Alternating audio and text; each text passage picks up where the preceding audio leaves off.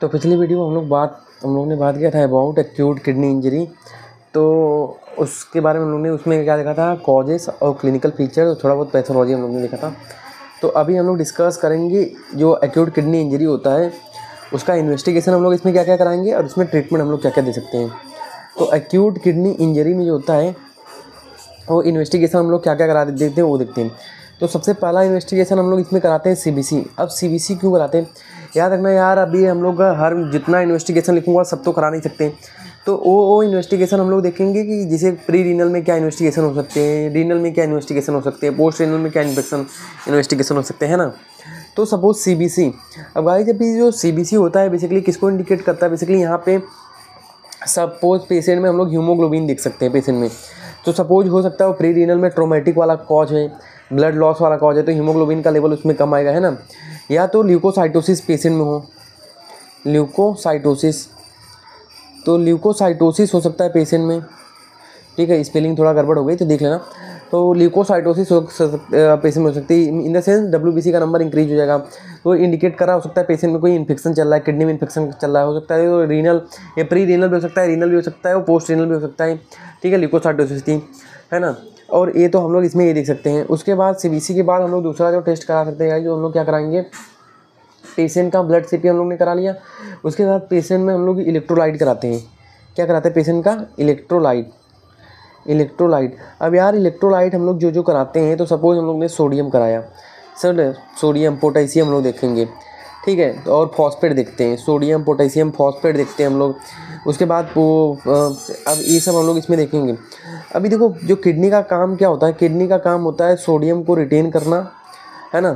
Sodium को क्या होता है, रिटेन करना, और पोटेशियम को एक्सक्रीट करना, ठीक है। पोटेशियम को एक्सक्रीट करना और सोडियम को रिटेन करना।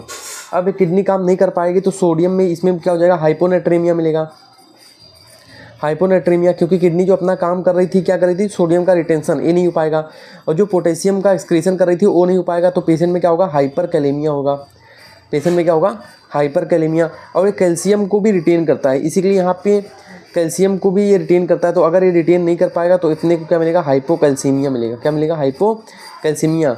और ये बेसिकली बाइकार्बोनेट को भी रिटेन करता है, किडनी क्या करता है, बाइकार्बोनेट को भी रिटेन करता है, इसीलिए सपोज। और H+ को क्या करता है, एक्सक्रीट करता है। अब सपोज H+ को एक्सक्रीट नहीं कर पाएगा तो वहाँ पे क्या होगा, एसिडोसिस होगा। तो दोनों चीज़ नहीं कर पा रहा है, तो H+ को एक्सक्रीट भी नहीं कर पा रहा है और बाइकार्बोनेट को एक्सक्रीट भी नहीं कर पा रहा है ना। उसके बाद ये फॉस्फेट को भी नहीं एक्सक्रीट कर पाएगा, तो यहाँ पे फॉस्फेट का लेवल भी बढ़ जाएगा, ठीक है। तो उसको बोलते हैं हाइपर फॉस्फोटेमिया। उसके बाद गाइज अभी हम लोग जैसे अभी मैंने बताया एसिडोसिस हो जाता है पेशेंट में, हम लोग ABG भी हम लोग कराएंगे पेशेंट में। हो सकता है पेशेंट में यहाँ पे मेनली इसकी वजह से क्या होता है, मेटाबॉलिक एसिडोसिस होता है। मेटाबॉलिक एसिडोसिस बेसिकली अगर CO2 का लेवल इंक्रीज होता है ना, तो उसको बोलते हैं हम लोग रेस्पिरेटरी एसिडोसिस हो गया। अगर लंग में कोई दिक्कत हो तो CO2 का लेवल इंक्रीज हो रहा है तो। और अगर बाइकार्बोनेट का लेवल कम है तो उसको हम लोग बोलते हैं मेटाबॉलिक एसिडोसिस, ठीक है। तो हम लोग ABG इसमें करा देंगे। हो सकता है पेशेंट में जो है उसका ऑक्सीजन सचुरेशन जो उसका ख़राब है, तो उसको में भी पेशेंट को हम लोग वेंटिलेट भी कर सकते हैं। मेनली गाइस जो मेटाबॉलिक एसिडोसिस होता है वो बेसिकली फ्लूइड थेरेपी से चला जाता है। मेनली हम लोग मेटाबॉलिक एसिडोसिस में हम लोग क्या देते हैं, फ्लूइड थेरेपी देते हैं। तो फ्लूइड थेरेपी देने से ना मेटाबॉलिक एसिडोसिस क्या होता है, चला जाता है, ठीक है ना। तो ये हम लोग बेसिकली करते हैं। तो फ्लूइड थेरेपी हम लोग यहाँ पे दे देते हैं, है ना। पेशेंट को हम लोग फ्लूइड थेरेपी दे देते हैं अगर मेटाबॉलिक एसिडोसिस है। डिपेंड करता है, अभी हम लोग देखेंगे तो क्या ट्रीटमेंट देंगे तो उसमें मैं बताता हूँ मैं। तो उसके बाद ABG करा लिया पेशेंट का। ABG के बाद हम लोग पेशेंट का सीरम यूरिया तो हम लोग कराएंगे। तो ये तो बढ़ा रहेगा क्योंकि किडनी अपना काम ही नहीं कर रहा है, फिल्ट्रेशन का काम ही नहीं हो रहा है। सीरम क्रिएटिनिन भी बढ़ेगा, ठीक है। सीरम क्रिएटिनिन, सीरम यूरिया, ये सब भी पेशेंट में क्या हो जाएगा, बढ़ जाएगा। उसके बाद गाइस यूरिन रूटीन माइक्रोस्कोपी करेंगे ना, तो उसमें बहुत सारे हम लोग को जो है पस सेल वगैरह मिलेंगे। इन्फेक्शन, अगर इन्फेक्शन का होगा, नेफ्राटिक कोई सिंड्रोम रहेगा, नेफ्राटिक सिंड्रोम रहेगा तो वो RBC वगैरह भी उसमें अपने को मिलेंगे, है ना। तो और अगर सपोज नेफ्रोटिक रहेगा तो प्रोटीन यूरिया भी मिलेगा पेशेंट में, प्रोटीन यूरिया मिलेगा, प्रोटीन ज़्यादा मिलेंगे उस यूरिन में, है ना। तो ये सब हो गया। उसके बाद गाइस हम लोग अगर हम लोग बहुत ज़्यादा इन्फेक्शन सस्पेक्ट कर रहे हैं तो हम लोग ब्लड कल्चर भी करा सकते हैं। क्या करा सकते हैं, ब्लड कल्चर। इन्फेक्शन सस्पेक्ट करना अपनी लग रहा है, फीवर, पेशेंट में फीवर है, पेशेंट में ल्यूकोसाइटोसिस है, ठीक है, पेशेंट में ल्यूकोसाइटोसिस है। तो ये फीवर और ल्यूकोसाइटोसिस है तो ये ब्लड कल्चर भी बेसिकली हम लोग को करा सकते हैं, ठीक है। तो उसमें हम लोग कराते हैं। अब लोग चेस्ट एक्सरे भी कराते हैं। अब चेस्ट एक्सरे गाइस क्यों कराते हैं, बहुत सिंपल सी बात है।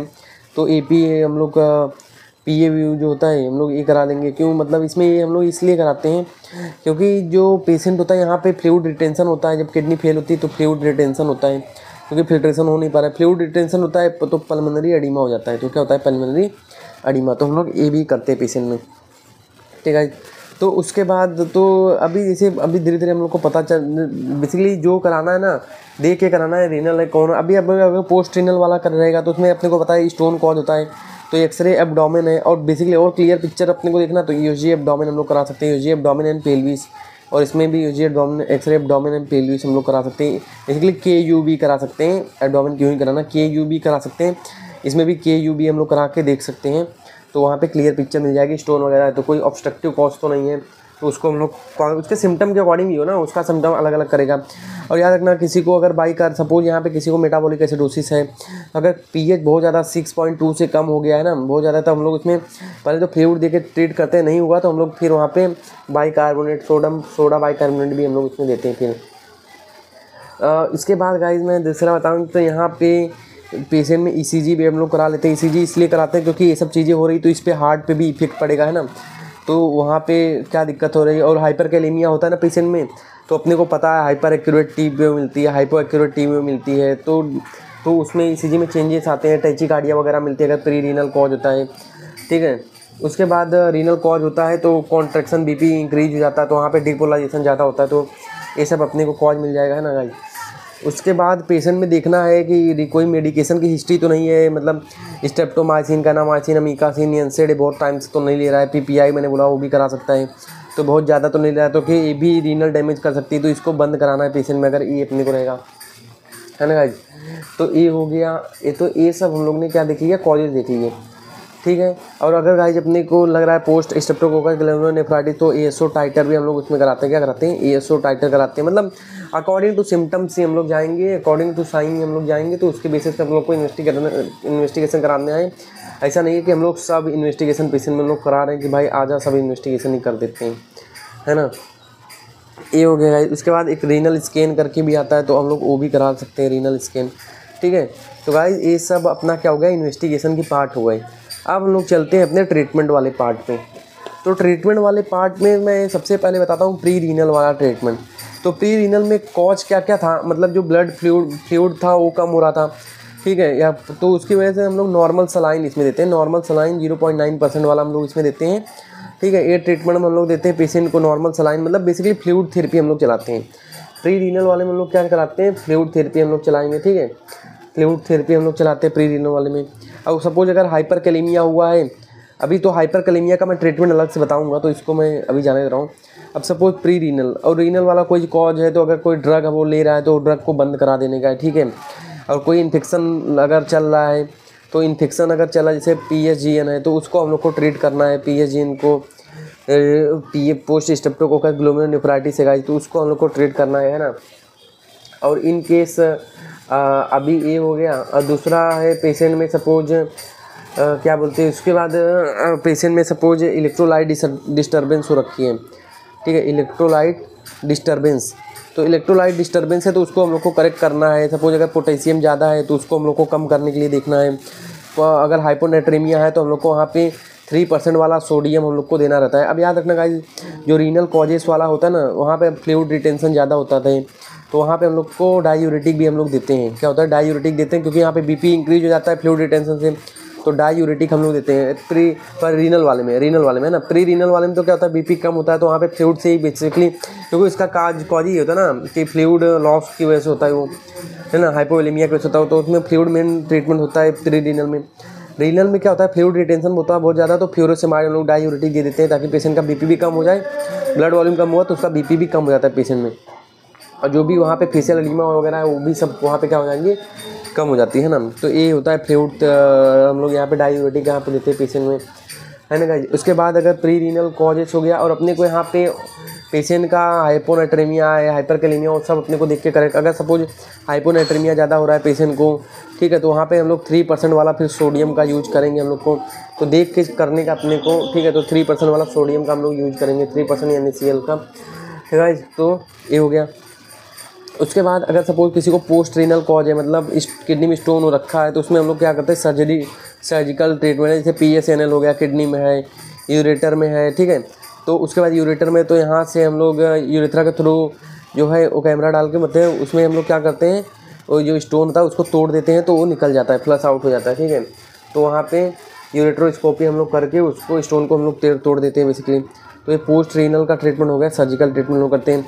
अब गाइस किसी में हाइपर कैलेमिया हो रखी है ना, सपोज किसी में पेशेंट में क्या हुआ, हाइपर कैलेमिया हो रखी है, याद रखना गाइस इसमें अगर पेशेंट का ऑक्सीजन डिसेचुरेट हो रहा है तो हम लोग को उसको रिसेचुरेट कराने के लिए वेंटिलेट भी करना पड़ सकता है, ठीक है।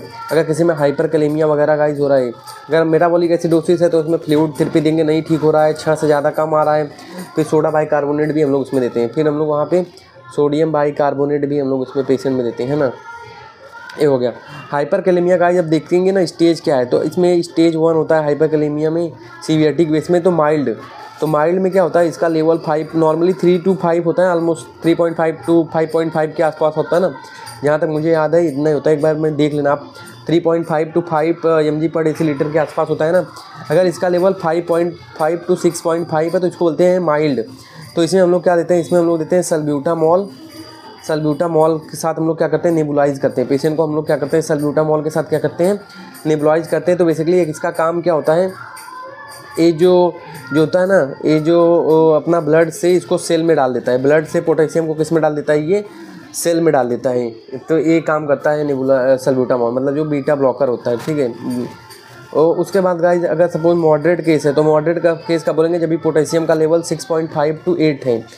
तो अगर ये मॉडरेट है मतलब 6.5 to 8 है, तो इसमें हम लोग क्या देते हैं, इंसुलिन हम लोग देते हैं 10 यूनिट, प्लस हम लोग 50 ml वाला D10 देते हैं, 50 ml D10 देते हैं डेक्सट्रोज, प्लस इंसुलिन हम लोग देते हैं, तो इंसुलिन 10 यूनिट। तो वैसे मॉडरेट केस में इंसुलिन का भी काम ये होता है, ब्लड से डाल देता है सेल में। अब इसके साथ ग्लूकोज क्यों देते हैं, ताकि हाइपोग्लाइसीमिया पेशेंट में ना हो जाए, इसीलिए इसको ग्लूकोज भी देते हैं पेशेंट के साथ में। अब सीवियर हो जाए मतलब ग्रेटर दैन अगर 8 हो जा रहा है, ठीक है, तो IV कैल्शियम ग्लूकोनेट देते हैं, IV calcium gluconate.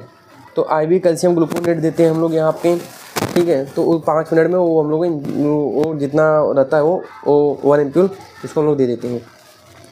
In case guys ये सबसे बाद भी अगर पोटेशियम का लेवल नहीं इंक्रीज हो डिक्रीज हुआ तो हम लोग हीमोडायलिसिस करते हैं पेशेंट में, क्या करते हैं, हीमोडायलिसिस करते हैं। और अगर पूरी किडनी ऐसी है कि अब ख़राब हो चुकी है तो हम लोग वहाँ पे रीनल ट्रांसप्लांट करना पड़ता है।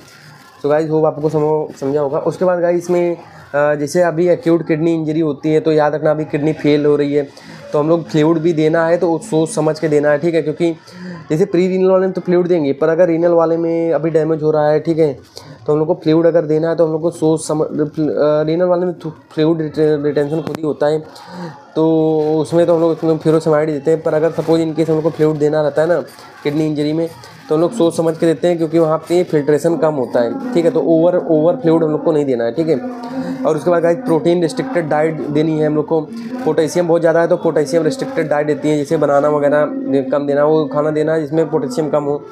प्रोटीन रिस्ट्रिक्टेड डाइट हम लोग को देना है क्योंकि प्रोटीन क्या करेगा, नाइट्रोजनस वेस्ट बनाएगा, जैसे अमोनिया फिर बाद में किस में कन्वर्ट हो जाता है, यूरिया में, लीवर में जाके। तो ये सब का हम लोग को ध्यान रख के ट्रीट करना पड़ता है पेशेंट को। तो guys this is all about the investigation and treatment of the AKI।